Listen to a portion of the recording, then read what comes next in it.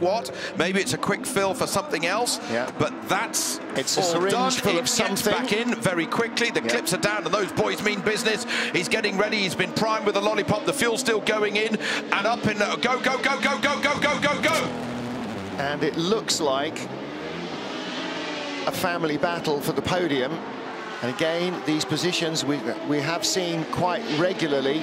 The Ford up into second place for one lap after the Porsche stopped in front of it before it stopped. But we are now back to a Porsche 1-2. But for how long? Because now Sebastian Bourdais suddenly seems to be a lot closer. And is it that the Porsche was getting a bit of a slipstream off Andy Priaulx and was able to just increase its top speed down the straights, I wonder, to keep away from Bourdais? Maybe the Porsche was getting more of a drop. Hey, look, see, we're closing. You can see it. We're getting closer, we're getting closer. Now he's on the brakes. Concertina's up, and then he'll pull away. But as we got to speed on the straight, we were creeping up behind that blue and white Porsche. We go by the 88 or so. Oh, it's the Golf Porsche, in fact. Splits the difference, but again, there's a little bit of slipstream there for Seb Bourdais, and he tucks in once more behind the 91 car.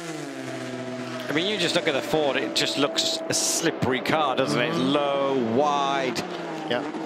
Well, the Ford, ironically here, is an evocation of a car that raced in the 1960s. The Porsche is merely a continuation of the car that raced in the 1960s. Yeah, I think I see what you mean, Julian, about the Ford GT looking slippery, but I think the Porsche has got a better stance. Yeah. Just my personal opinion, it's a qualitative opinion. Yeah. The stats say just this: we've been racing for 20 and a bit hours, and there's that much between them. Yep. Nothing. Again, you know, balance of performance, such a dirty phrase.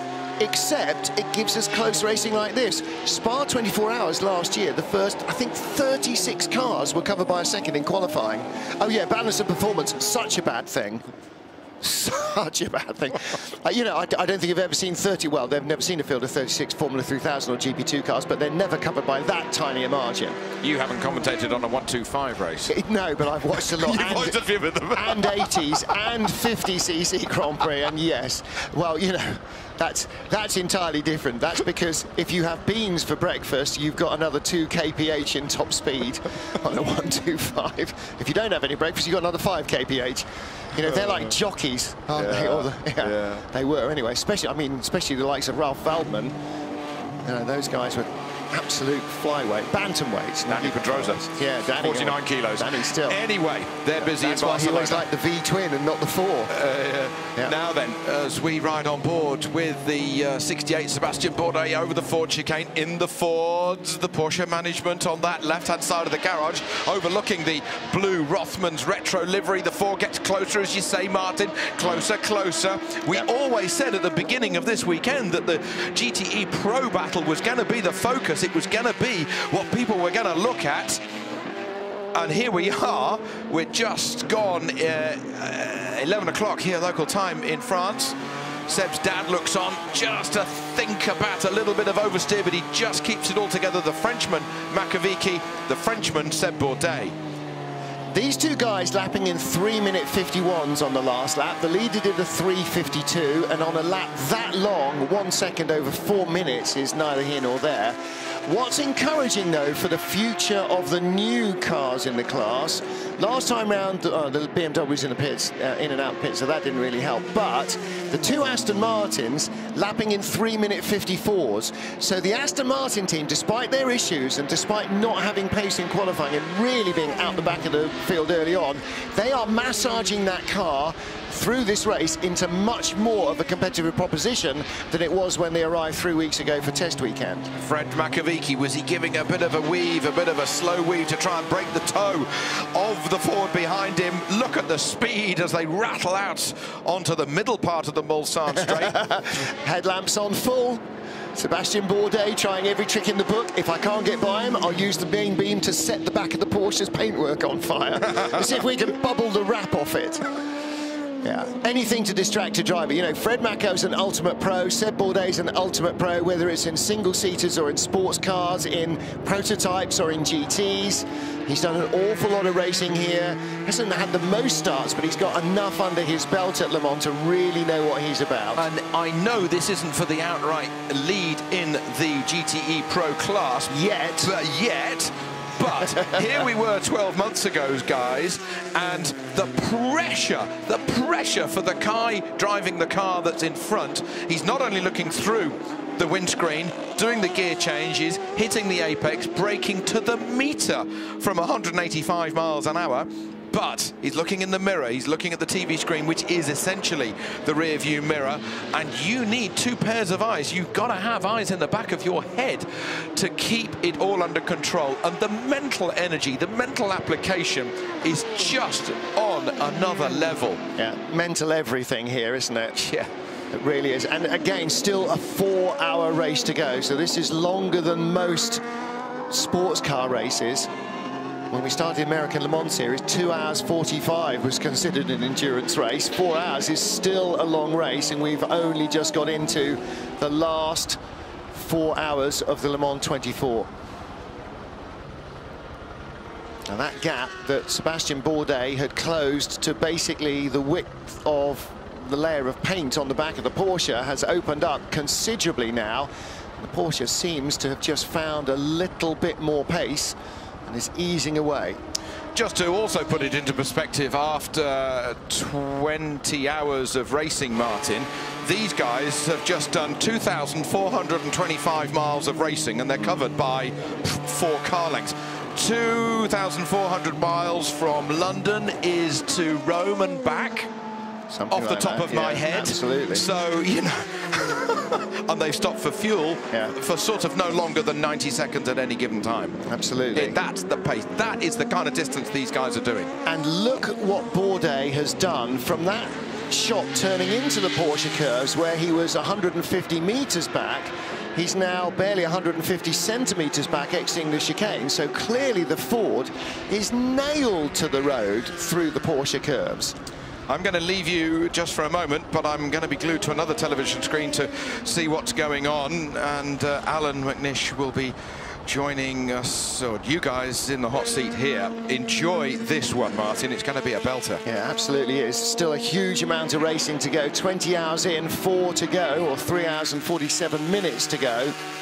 And still no clue as actually who's going to win this race, because history over the last 2 or 3 years especially has taught us that until the checkered flag is out, and actually until the race engineer and technical director of the team gets a text on Monday afternoon saying all okay in post-race scrutineering, we're never quite sure. Chip Ganassi Ford Team USA car, 281, 285. Top speed last time down the straight was 297.2 for Andy Priaulx. That's the fastest speed in the GTE Pro Class last lap. And they sweep out of the chicane. There's our LMP2 leader, Andrea Pizzitola, who's the 3rd driver in the regular lineup in the 26G drive car. And he sweeps by them. Again, you can just see we're now starting that. Now the gap has stabilized. We're now just starting to creep up right to the top of the rev range, top of the speed range, ahead, or creeping up to the Porsche. But the Porsche does get up to speed quicker than the Ford. The Ford just gets up to a little bit more speed. And now the Porsche just slightly distracted by the P car coming by. Sebastian Bourdais trying to hang on to the tail of the car in front of him, Fred Makovic, down into the Mulsanne corner. The first long right-hander down into a lot more concerted braking. And that second, third gear right. And then the run down to Indianapolis. LMP cars in front will give a bit of a slipstream. There's Fred Makovic's portrait in the garage. I should choose my phrases correctly after 2 hours sleep so I don't have to stumble over every word. And now Bourdais is right with the Porsche. This is the longest, fastest run. This is the highest speed on the circuit. He looks left, look right, look left, look right. Couldn't go down the inside That's where Priaulx passed Mako early on. Andy Priaulx in 4th place. These two basically are one car. So when Priaulx pitted out of sequence with these two, then he lost the place, lost 2nd and dropped back down to 4th, which of course is where he was when Makovici had his little gravel rally crossing experience, the beginning of this stint just across the Porsche curves. So heading down these public roads, now about twice as wide as they ever used to be. And there's the gravel trap that Fred Mako circumnavigated about 10 laps ago. And that's what cost him a 25-second lead over the chasing Fords. Sebastian Bourdais right behind him. Around goes a Ginetta. And it'll find its way past one, past t'other. And behind comes the United Autosport car as well, their 32 machine. Chops in front of the Porsche, and that's good news for Bourdais because he got held up by one and the Porsche by the other. All right, Seth. Be patient here. You'll get him. You're better than him. Yeah, but I can't pass him. You will. That's a little bit of motivation there for Sebastian Bourdais, but a little bit of I would say realistic attitude from him back to his engineer, because you saw it there just coming out of the Ford chicane. The acceleration of the Porsche is more than the Ford, so therefore it's got to be in traffic and it's got to be a little bit opportunistic, but there is the option of that coming up right now. Yeah. But looks like Mako's already down the inside, and Bourdais will be able to do it as well, so no gain or losses in that one. Again, here's the next point, if he can maybe try to run more speed, but well, Thomas Floor in the 54 Ferrari saw quicker GT cars coming down inside him, didn't cut back in, so he stayed out wide offline and allowed them to go through. Yeah, he's got the draft though. Yeah, now he has. Now this is what Priaulx did a few laps ago, but he was lower on fuel. But Makovici can't do this where he's changing direction 3 or 4 times. Until he gets a penalty. Yeah, he's trying to break the toe. There's called the regulations. Yeah, and Bourdais has got the speed, but Mako is moving from lane to lane. I would say in this, if I was in the Ford, I'd be radioing talking about it to ensure that the race director was aware. I'm sure well, I know the race directors because they've got all the screens in there to see every corner and every straight, as well as significantly more than just the TV camera shots as well. Now, it might well be that if the race director doesn't approve of that, we may not see anything on the screen, but on the driver's display, he may well get a message saying, do not weave. You're not allowed to change one direction more than once, and it's been a talking point actually in Spa. Yeah. Somebody else that was getting a message and a bit of a risk is 3rd place, the IDEX sport car in the last pit stop. Apparently the He's got to stop that. We're in the middle of 3 doors and everything. Now it's just plain straight dangerous what he's doing. There you go. That was the message, and I'm sure that was right when the car was weaving in front of him. And it wasn't to us, and it wasn't to his team. That was straight to the race director. That was a message that was very clear to the race director. Yeah. But coming back, IDEX Sport, apparently the mechanic took off his glove to reach into one of the ducts to pull something out, which is not allowed, and he didn't put it back on again. And so there is a possibility of an investigation into that particular pit stop. Well, wherever you are watching the 86 running of the 24 Hours of Le Mans, thank you for being with us, whether it's morning, noon, night, or somewhere in between, whether you're thinking about breakfast, lunch, dinner, or a nightcap. Hang on for another 3 3/4 hours. Welcome to Kiwi Petrolhead, watching in New Zealand. First time watching the Le Mans 24 Hours. Well, I hope you're sort of 8 years old, because then you've got an excuse for not having watched before. Why did I mention Australia's rugby loss, but not the English loss to South Africa? Shush! Shush! No need for that. Roughing the passer, just because you support the All Blacks. That's a little harsh. Don't worry, he didn't mention England's loss to Scotland in cricket either. No, he didn't. He didn't. But Scotland generously giving everybody else a chance again in this year's World Cup. Very true, very true. Rebellion here. This is the fight for 2nd place. Number 3 car in the pits. Bruno Senna's in that car, jumped out actually, and been a change across. That was Besh car, sorry, apologies. Look at that. That was about the inside shoulder on the front wheel hanging on the curb. The rear wheel, not so much. That's our friend Eve. The police there with a speed gun. Now that's quite interesting. Can't actually read what it's saying. But by the way, the French police are aware that this thing called Le Mans is on, and they're aware that lots of enthusiastic drivers will be leaving inspired by the race. So if you are watching on the WEC app around the circuit, do be careful. The speed limits are there for a reason. They're for allowing the French police to collect inordinate amounts of revenue from you and or seize and sell your car. So do be careful if you're on the way home from Le Mans, because you're on the public road, not a closed motor racing circuit, and you're not a professional driver. Here he goes again. That's one move. Two. That's two, yeah. Well, it's easy to tell here because he crosses the white line, and so you can count them. It should also bleep somewhere in race control. Ba-ding, crossed the right line. Ba-ding, crossed it again. It's like one of those ducks in a fun fair when you hit it with the pellet gun. Ping, ping, changes direction.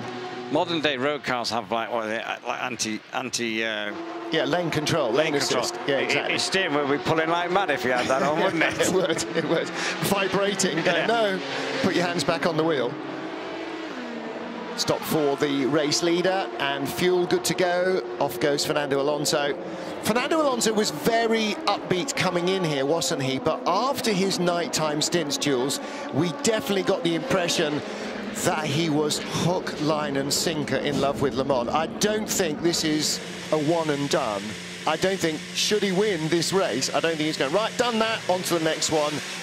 I sort of have the feeling that he is properly taken with this. Well, he is enjoying it so much. He said one line, which was, do you want me to stay in the car and do another stint in the middle of the night? And then when he got out of the car, he was like kind of relaxed and like kind of chatting away in the garage and everything. It wasn't, let's get out of here and get to my bed or whatever. No, absolutely. Mind you, when you're leading the race, and maybe Alan can corroborate this, it's a lot easier to be cheerful. Yeah, it is, and it's a lot easier to be cheerful on the Monday morning if you've won the race and your sister car was second, and the other way around, if you're second and you're congratulating your teammates on victory. It just gives you that little bit of extra energy and capability to do it. But also he had a good stint because he pushed through the night. He brought back some of the time. So I think he would also be happy in the job that he personally did as well. Well, you know, we heard from Jenson Button after qualifying, really enjoying it, and again, a bit eyes wide open at the amount of traffic that 60 cars can produce even on an 8-mile racetrack. And Louis spoke to Pastor Maldonado a little while ago. Now, his car isn't going to win anything, but boy, he's loving his first experience of Le Mans as well. So I'm glad to see that it's not just us kind of pedestrians and bystanders. Racing drivers get sucked in just as badly as well. No, it's impossible to not fall in love with this place when you drive the circuit, because it's so old school, it's so different to any other track in terms of length, in terms of speed, in terms of the way that it just flows through the countryside, in terms of the fact you've got all the other traffic, and then you've got the 250,000 fans at the track themselves. Yeah. Right, driving standards. Yeah, I think we might hear this from Eduardo Freitas, so we'll leave him to read out the message on the screen that we're reading. Meanwhile, for TF Sport fans, Charlie Eastwood back out at the wheel. Their team have just dragged the car into the garage, taped a few bits up, and changed the rear wing elements and sent him back out. That car is currently in 9th place in the GTE AM class. We'll wait for Eduardo Freitas, but in lieu of him actually mentioning it, car number 91, that's your blue and white Porsche in 2nd place. Driving standards being investigated. Now, that's not because of the message from Seb Bourdais, because clearly, long before he complained, we could see it all. Well, there's Bourdais' dad showing what we all know, that the Porsche was definitely covering all possible bases by moving left to right down the straight, which is right. Here's a chance for it, because the Porsche would lose a little bit of front aero from the LMP1, just overtaking it into Tetra Rouge. So now he's got a little bit better draft, and maybe he can do something about it. The only issue he's got is now that car behind him, and so he's blocking him off. So Bourdais tries to go around, and unfortunately for Bourdais, the Villorba course car gets in the way. Now, this is what is the problem. The race director doesn't like the Porsche constantly moving lane to lane. Bourdais on the inside. He's going to be really late on the brakes, and he just gets it all squared up. Now, can he get off the corner quicker than the Porsche? His dad is loving it. But can he stay in front? We saw this before. When Priaulx went by, the Porsche came straight back out of the chicane, and Priaulx had to go ballsy into the Mulsanne curve. So getting by is one thing, but Alan, making it stick, you've got to have the exit of the corner as well as getting in front. How many moves have we had? Oh, we're all right now. We're into the braking area. Yeah. Well, the LMP2 gave, the LMP1 gave. This is wide here now, so... Oh, and he's easing Bourdais onto the filth. Bourdais got dirty tyres, but he's so close. Now, Mako has to cover the inside or get tucked up like a kipper, and that means that Bourdais has to go the long way around the outside. Possibly the reason Priaulx could do it is not just the slipstream, but he was about 5 laps shorter on fuel than the Porsche was, and Bourdais on exactly the same fuel load. Again, balance of performance. There is nothing not even about those cars. Just coming back to it, it's going to be traffic that's the differentiator here. And once I think Bourdais gets it done, he will get it done, and then he will move off away into second place. But at the moment, it's actually being able to get enough of a draft. And you can barely see that car behind. He's so close. Round the outside, he's done it. Straight into Indianapolis. Well, Priaulx did it around the outside into Mulsanne and then held on the inside as the Porsche came back into Indianapolis. And this time Bourdais goes outside into Indianapolis, and that is a cinch up the belts and suck everything in move. And the Porsche again, this is Dad loving that, the Porsche again comes back at him off Arnage. He's got low speed acceleration. Yeah, but now Bourdais, oh, it's on the dust, it's too late now. He's had to lift out of it. That was a little bit naughty by Mako, I've got to be honest with you. In that respect, I don't think there'll be any love lost, and if there is a chance and Bourdais get alongside him, then I can suspect that that favour will definitely be returned. Yeah. And just to point out, we've been racing for 20 hours, 26 minutes, and this is what's still going on. A few wry smiles in the Porsche garage. They may see the defensive driving of Fred Mako slightly different from the way the Ford guys are looking at it and the way race directors may be looking at it, but this is why they come. They come to have a great race, and whatever else, this is a race between equals. Equal cars, equal drivers. Oh, and Mako doesn't really get it that well hooked up off the Ford chicane, but it's enough, and he pulls away a little bit from Sébastien Bourdais. Bourdais will close down through the S's de la Chapelle and out towards Tertre Rouge. The battle rages on, and they can't be more than a lap or two away from the next round of pit stops for these cars. Bourdais is very, very good through the low speed stuff. Right, we've got another LMP behind. Yeah. And going around the outside, that's the TDE. No, it's not the TDS car, is it? And he's not going to go around the outside yet. No, he's going to wait. He realises that this is a bit of a battle, and he doesn't want to get involved in it. Yeah, putting himself in there is asking to be biffed off in... and it's the 35 SMP. It's not the 35 SMP car. Who is that? It's one of the Jackie Chan DC racing cars, I think. Through he goes. It's Perodo and no, it's, sorry, 40. Oh, so 40 is the second G drive because it's out. That's out. Yeah. I thought you were right first 48? time with the TDS car. No, it's 48. It's the IDEX Sport car, isn't it? I keep mistaking IDEX Sport and TDS.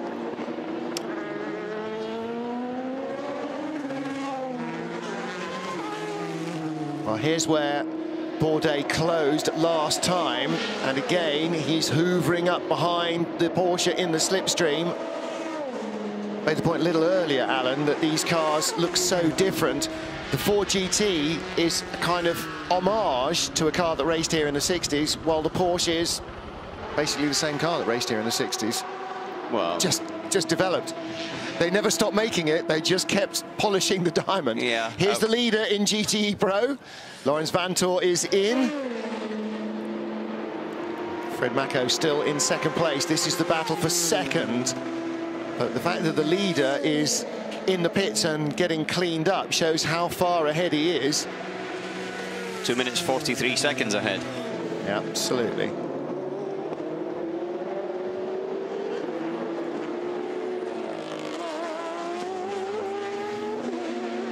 See now Bourdais in that position where he's kind of just sitting there. He's got to wait until a bit of traffic comes. There's a 69 Westbrook, that's in 5th place, that car.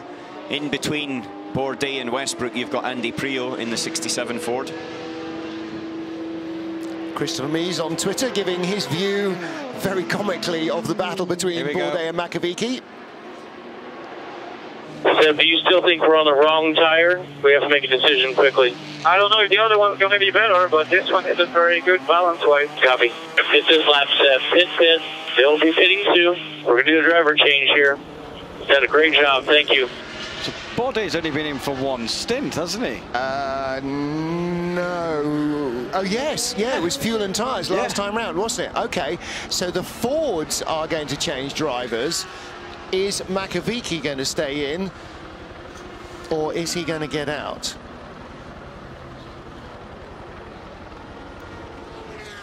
But they're also going to change tyres. Are we on the right tyre? I'm not really sure. But in a battle like this, you don't really know, do you? Well, the problem is you don't know what the other tyre is like because you're not on it. However, you know how bad the one you're on is. And there's a point where... And they're in a difficult position because they can only gain second here. They can't win the race unless there's a major issue with the leader. And so therefore, how much do they risk? They're already quicker, both into the pits at the same time though. Yep.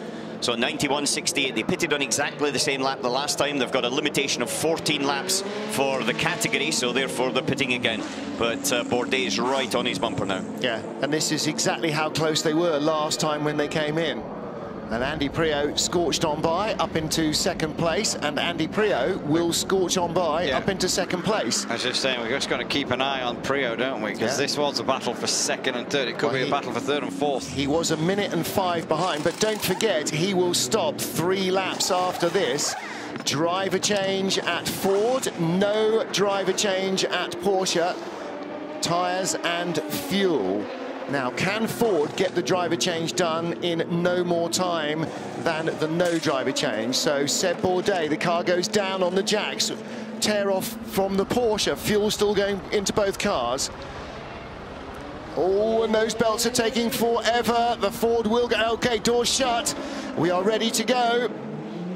Porsche's gone, and the fuel hose is clear, and away we go. So a tiny little bit of time lost. Is that new tyres for both? I didn't see the... Yes. The Ford was very slow to start up there. From the point of view the refueler came off, then basically it took about, looked like 1.5 seconds to actually sort itself out. So Joey Hand takes the battle now to Fred Makovic, and Andy Prio was 1.4 seconds behind at the line, but he has gone by them because he was moving and they were stationary. Well, here was the move where Bourdais got down the inside. The Villorba Corsa car now with new front and rear bodywork. Barely any of the white and blue remains. And it took a long while to be able to get a clean pass without having the door slammed in his face. But Alan, he got in so deep, he was in real trouble on the exit, and the Porsche came back at him. Yeah, he did. He went in, and it was actually the LMP car. It took a little bit of air away from the front splitter and the front grip, so he didn't quite get the apex. And then that's the point there that Bourdais played the game. Yep. And he held his line. Otherwise, he would have been, if he had weaved around in the same way that maybe Makovic did. Well, Mako hasn't received a penalty yet, may not. Prio is behind. Oh, Prio's just gone ahead now. Yeah, Prio went ahead at the stops, but I think he was 2 laps, maybe 3 out of sequence. I think maybe only 2. Makovic denying Bourdais the line, and also actually just plain running him off the track. And I got to say that as a fan and as a steward, or as a fan, you would hope that the stewards actually call him in for a penalty for that, because deliberately running a driver that's alongside you off the track onto the dirt at that speed, it's really not acceptable. Well, once is unfortunate. When it's more than once, it's not an accident. Yeah. But, you know, the karma's got an awful habit of coming back and biting you. No further action. OK, so apparently weaving side to side down the straight a number of times is perfectly acceptable. Okay, so that's at 11:16. What about the incident where he ran him off the road on the straight? Coming off a corner and taking the racing line and using all the curb to deny somebody else, that's possibly one thing. But when he's got an overlap on the straight and you just keep on leaning and leaning and leaning and leaning and make him back out rather than have an accident, I'm not sure that's quite the same thing. These two have got to work together because the Porsche has taken 5.3 seconds out of them. Yeah. It wasn't 5.3 seconds in the pit stop. That was, do you think? Yeah. Joey Hand, you're right, Joey Hand needs to use Andy Priaulx because these two cars will travel quicker together, particularly at high speed, than the Porsche will on its own. Now, Andy's only going to be there giving him a tow for the next couple of laps. IDEC Sport in the pits, and they are still in third in LMP2. This is Paul Lafargue, often races with his father, Pierre. And it's on the dollies and going back into the garage. This is not necessarily a race-ending drama, but what it means is they're going to do more than just a standard fuel stop. 2 minutes behind them is the number 39 Graf car, Vincent Capillière. Remember when Capillière was dive-bombing the TDS car, Mathieu Vazivière, to go up into what was then fourth? Said, well, you know, that could end up being a move that gets him onto the podium. It could yet. The IDEC Sport car has a long halt, and the rear of the car is up. Now, this is an Oreca, and the TDS car that had a problem with its clutch was also an Oreca. In fact, Oreca lead ahead of Alpine, which is also an Oreca chassis. IDEC Sport third, an Oreca chassis. Graf fourth, an Oreca chassis. So they're 1, 2, 3, 4 in LMP2 at the moment. Too many people standing around looking, actually. Should allow the space for those guys to be able to do the job. Now, he has lost the clutch again, I'm thinking.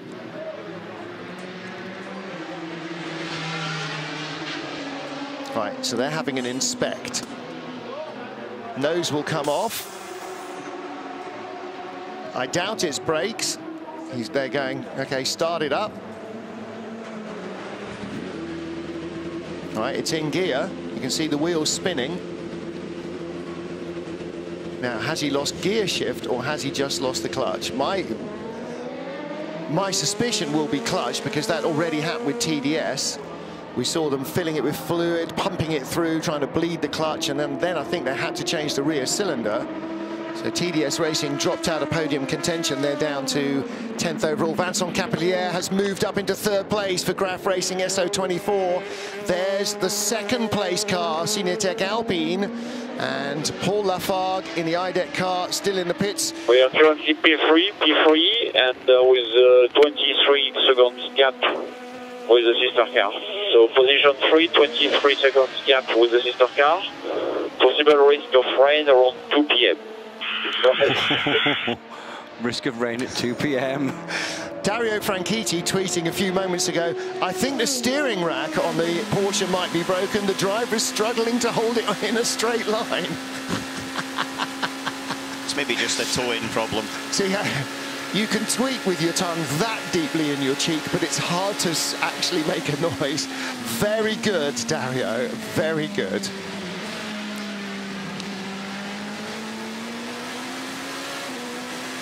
Yeah, Lafarge still in the pits there.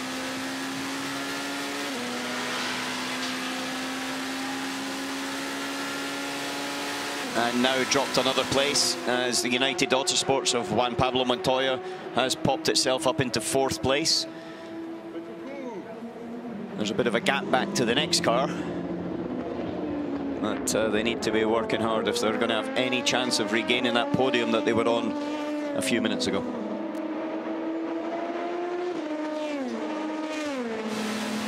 Up ahead, you heard that radio message. It is 21 seconds. Bruno Senna is in third place for Rebellion in the number 1 car, and Matthias Besch in the number 3 car that is just behind in fourth. And there, the car's back out now, so it will stay in that 5th place. It won't lose the place to the TDS number 28 Mathieu Vaxivier in the car, unless they have any further issues.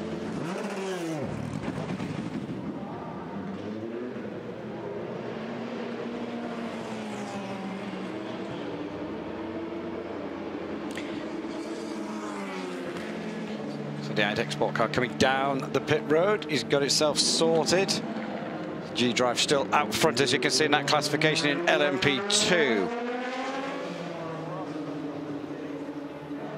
Okay, so it looks as though they are relatively happy that they have fixed the problem. And clutch issues more and more a problem these days because cars must be stationary on their wheels and fired up under their own power. You're not even allowed to connect a slave battery anymore. You can do that and make it start, but then you have to switch it off, disconnect the slave and try again. And the other thing is clutch is revolving weight, and so you want it as small as possible, and therefore when it's small then it has got a risk, especially if you run a very tall gear. So if you're running a first gear as a racing gear and not just as a start gear in the pit, then you've got a long gear to try and pull away. So it's like trying to pull away in your bicycle when up a hill. Up a hill, exactly that, and that puts a strain on the clutch as well. Random tweet of the morning goes to Mace DK. I haven't followed the rest of the conversation. It just says Nicky Team was hatched from a Viking fossil. Sounds entirely possible, actually, looking at him, particularly with the beard that he's developing these days. Just so you know, I actually think Tom Christensen was as well. Quite possible. He was telling me that the Vikings came to Scotland in years gone by. Actually, I watched a very interesting programme about Vikings. If you go anywhere around the coast of the British Isles and Ireland, you will find almost exactly the same DNA as you do in Norway, because the Vikings settled. They didn't just rape and pillage, they actually settled and had houses and farms and houses and villages, and yeah, there's Vikings all the way around the coast. Nice. All that pale skin, that's your Norse blood, that and your Celt. I don't know, it looks like he's got quite a good tan there. So it's all like good living at the minute. Gin and tonic. Just going through our category leaders here. That was the 77 Dempsey Proton Racing car. This is the 92 official Porsche team. And as Toby would call it, the Pink Pig. And then that is our G-Drive car we've just been talking about. Having a very, very good run. Their lead is quite large. Couple of laps, yep. And then Fernando Alonso out front at the moment in this car. Teammates, though, in that car, even though some people will not make you believe that. Nakajima and Sebastian Buemi. Now, we've had 2 top 5 Oricas suffer a clutch problem, drop out of contention. TDS and now IDEX Sport. And IDEX Sport, by the way, now behind TDS, down to 6th in the class. There's Elton Julian at Dragon Speed, having a very tough week. And it's not just the drivers that need a bit of physio. The masseurs and the physios are there for anybody, because actually a tired and muscle-bound or muscle-constricted mechanic is as likely to cost you as much time in a pit stop as a driver is out on track, Alan. Yep, talking about driver on track. We had that battle earlier on between Machiavecchi and the Porsche and then Sebastian Bourdais. But since that pit stop, Machiavecchi is actually much quicker than Joey Hand, who's got into the Ford by about just a bit over a second per lap. Now, they changed tyres and they changed drivers, because they were saying, do you think that's the right tyre? And well, is that a tyre that's not as good, or is Joey Hand just not as committed or as feisty there as Bourdais? Let's find out in lap 2 or 3. At the moment, it could be just the fact that Joey wasn't been in the car for a little while and finding out where the grip of the circuit is. And certainly Machiavecchi understands exactly. And there's a 7 spot. That's it. That is up at the Dunlop chicane, so that Lopez in the Toyota number 7 in second place has looked it around. Now, he got away with a wheel drop onto the dirt. Yeah, just gone in too quick. Yeah. He dropped a wheel on the dirt on the exit, running down through the S's, almost like Andy Priaulx did at Tertre Rouge, and got away with it. And he is really pushing very hard indeed, because wants to win the race. Yeah, but I think that's going to be a little bit tough, in all honesty. Yeah, however, Porsche's win last year was as tough as they come. It certainly was. 13-second loss with that little spin in the first sector at Dunlop. Number 7 car back on track with no damage done, except possibly to the tyres. Again, and also be careful, clutch, because you've had to come away. somehow I lost the rear very bad. I didn't expect it. Sorry. Copy. Wonder how many stints into his tyre he is. Whether we're now getting to a track temperature where the tyre that was great in the operating window at the beginning of maybe a double or a triple is now not happy and not grippy enough. Goes by the black car, which is in fact the blue and white Villorba Corsa car, number 47 LMP2 car, Roberto Lacorte. That car's had a number of issues, and as you can tell from the replaced bodywork, had a big biff actually on the nose during the night, didn't he? Had a big lose down into the Mulsanne corner, scraped the nose down the barrier on driver's right on the inside, and that's been replaced with a suitably blank coloured one they from will the just spares be truck. To get through, won't Yeah, they? no question. No After question. that shunt on Thursday. Yep. Well, that took up all their spares, which is why when they need a new nose, they don't have a new nose liveried up, because they've already used it. That was their race nose, not deliberately, but because of the incident. And you're absolutely right, yes, having had the mechanics rebuild the car at least once now in one piece after qualifying and potentially partly during the race, then but it is their first time, you know, they're a European Le Mans Series team that has graduated and earned themselves a place here at Le Mans, and absolutely their own entire target has been to finish the race as well, as strongly and with as few problems as they can. So sometimes fate intervenes, sometimes Lady Luck is kind to you. Let's hear from the Toyota. Fernando, one remark, just watch out. Turn 3 seems to be slippery. Turn 3 seems to be slippery. Car 7 just stand there. Okay, copy. And the gap is 134 now. Yeah, turn 3 is the exit of Dunlop.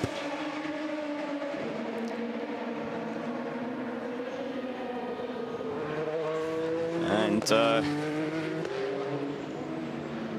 we've got the 7 coming round. That's the car that just spun on there with Lopez in it, just coming up out of Dunlop. No wonder he lost the rear. No, it's just is that not a big egg on the sidewall? No. Maybe that's just deformation. Yeah. IDEC is back into the box. Now, I said when the second BMW came in complaining of a front end problem, knowing that the first BMW in GTE Pro had a left front damper failure, I said I would like to bet it was a left front damper failure. Then I was lucky, and I was just thinking, we've had 2 Oricas with a clutch problem. The leader is an Orica chassis, the second place car is an Orica chassis, the third place car is an Orica chassis in LMP2. So Graf are in, Vincent Capilliere has gone back out, so that was a regular stop for them. But if you're using the same chassis as a couple of teams that have had a clutch issue, you have to worry about your clutch. Here's the Toyota. Hey, Jose, so keep it cool, there's 3 hours to go, and we need to bring it home. Yeah, sorry, man. Do you think it's the engine braking or shift? Hey, Jose, was the shift. The shift.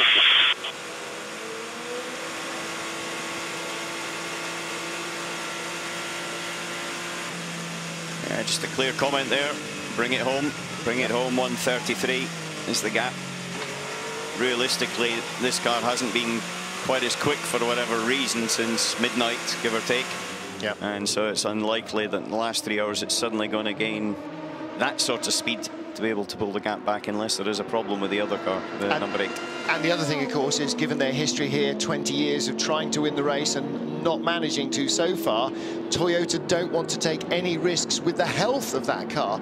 They're not worried now about managing its pace or making sure it doesn't challenge its sister car. If they get close, they might worry about that. There's the boss of Rebellion.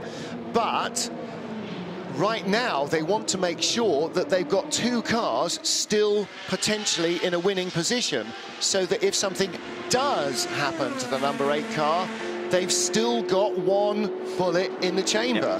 Yep. So you can't allow the number 7 to take risks that are unnecessary. There's Duchonac, the boss of Orica, and looking quite fatigued, actually. It's a long day when you're on your feet in the back of a garage.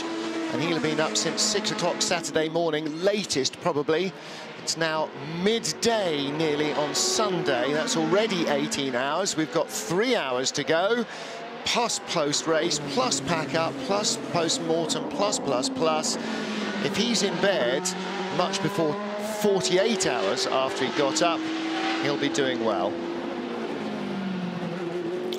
Well, the Aston Martin Dane Train, the 95 car, just in the points, getting ready for a pit stop. They need this to be a standard stop so they can earn points here. Nicky Teen, Marco Sorensen and Darren Turner are the trio. Darren Turner waiting on the pit apron, or in fact not on the pit apron, in the pit garage. If he was on the pit apron, that'd be one man too many. Miguel Molinar in 11th place, the 71 AF Corsa Ferrari, and they at the moment are out of the points. Part of the reason that regular full-season WC entries, actually I'm just going to check, Alan, do the USA Chip Ganassi entries and the American entered Porsches also score World Endurance Championship points? Sorry, I was concentrating on something else. Say that again. Do the extra 2 Fords and the extra 2 Porsches also score Endurance Championship points, even though they're not full-season entries? A very good question. I would say if you're in this race, you score points. I would say not for the championship, but you're not entered in. Okay. So I would, my logic, oh, here I am, there I am applying logic to motor racing regulations. My logic would suggest, without checking, that both 68 and 69 should not count for World Championship points. And neither would the 63 then, which is the Corvette. And neither would the 63 or the 64 were it still running. Neither would the 2 black and white Porsches, 93 and 94, of which again only 93 is running, and that's not in the top 10. So I would suggest that only full World Championship entries, there's Gustavo Menezes again. Yeah, we know that now. With the glittery helmet, yeah, we'll never forget that now, will we? Except we will, next time I see the glittery helmet, I'll go, oh, that's Yeah, that's that? the not Sebastian Buemi. Who was that? Yeah, exactly. Yeah, my instinct would be that Le Mans entries can win the race at Le Mans, but won't score World Endurance Championship points because they're not full-season entries. That would be my instinct. So in which case, the Aston Martin is in the points, and the AF Corsa 71 car is also going to score some points, as will the 81 BMW. I'd suggest you're right. I can smell baking now. Yeah. Coming through our open commentary box door. I'm going to abandon in 8 minutes purely because I came in an hour and a half early because of Karun disappearing, and then I just want to get some lunch and things like that and get myself sorted. But Bruno Senna is just extending that gap out to 20 seconds. That's who we're watching here. This is a 3rd and 4th place overall battle. Thank you to Matthew Pigg, who confirms, because he's Googled, that you can only score points if you are a full World Endurance Championship full-season entry. Yeah, so which was 2017 the case, because none of the guys that came in for the race scored any points. Yeah, so absolutely. To confirm. Rubbins racing, but not advisable this late in the fray. 32 squeezing down the inside of 33. That's Juan Pablo Montoya in 4th, and the lead Ligier in the LMP2, and he went by the 33 car, which is David Cheng, Jackie Chan DC Racing car. David in his own car, he's 11th in the class, and 6 or 7 laps behind. Now, the reason that I slightly emphasise the fact that Juan Pablo Montoya is in a Ligier, and United Auto Sports are the British agent for Ligier, is that he's not in an Orica, and so far as we're aware in that sentence, there have been no clutch issues for Ligiers, and the 2 cars in front of him, 3 cars in front of him, are Orica chassis. Now, we've still got 3 hours and 6 minutes to go. There is still time for potentially 1 or potentially 3 of those cars to strike a clutch issue, as we've seen 2 or 3 of the Oricas do already.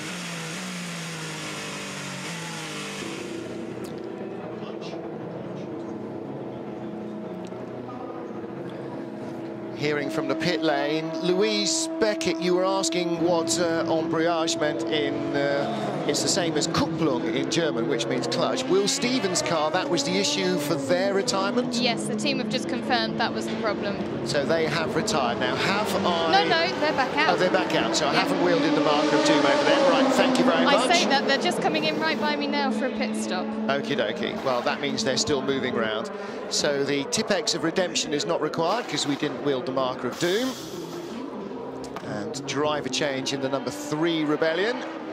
Out gets Matthias Besch, which rotates the number 1 car back in front of it. That's how close they are, 20-odd seconds apart. And Besch on his in-lap, fastest first sector of the race of any car, a 31.415. So the Rebellions are quick. Oh. Ooh, and that's the number 1 car of Bruno Senna. The rush of blood to the head.